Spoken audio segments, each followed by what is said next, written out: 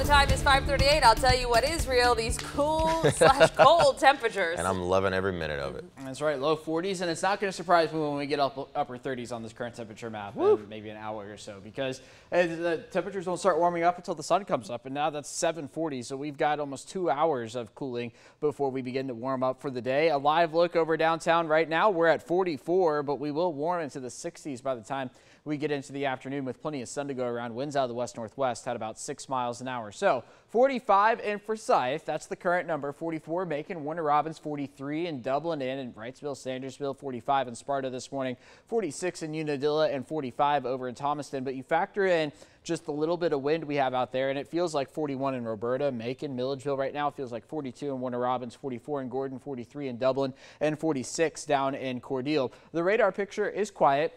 And really, it's going to remain quiet for the next several days. Picked up almost 3 inches of rain last week, and we're going to have another chance this week to pick up some rain, although it's not going to be as much as we saw last week. No big weather feature in the southeast either. No big cold front, low pressure system, none of that. We just have high pressure back over towards the Red River between Texas and Oklahoma, and that is about it. So we are going to remain quiet in central Georgia. Here we go to the noon hour, mid-60s, and then we're not going to warm all that much more from there. I think we're going to be looking at sunny skies through the day today, a light wind out of the north, and then as we get into the overnight hours, falling back down into the 40s for tomorrow morning, although I don't think we're going to be as chilly as we are this morning, maybe a couple degrees warmer.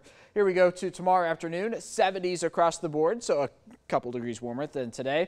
40s to start off your Thursday, 70s through Thursday afternoon, but increasing clouds as we get into Thursday evening. That's going to be ahead of our next front, and the models are having a little hard time agreeing on the timing of this. The GFS is saying more so later in the day on Friday. This is 3 p.m. here with the rain lasting until about 11 o'clock midnight or so, then clearing out for the weekend. The European model is saying, well, it's going to come a little earlier. By Friday at 5 a.m., the leading edge of the rain here, the bulk of it coming through during the afternoon hours and clearing out for the evening. I know Frank, Connor, Marv, they're all rooting for this solution because that would mean for a drier football Friday night and then dry through the weekend according to the Euro as well. Talking tropics this morning, we are continuing to monitor this area of disturbed weather in the Atlantic. It has an 80% chance of development over the next 7 days. The next name on the list is Tammy. Not too concerned about this, at least as of the moment, but it is moving in the general direction of just north of the Caribbean. Here we go for the next several hours, 40s and maybe some couple 30s for the next little bit, but 60s by the noon hour. 62 is that noon temperature to eventually to a high temperature around 68 today.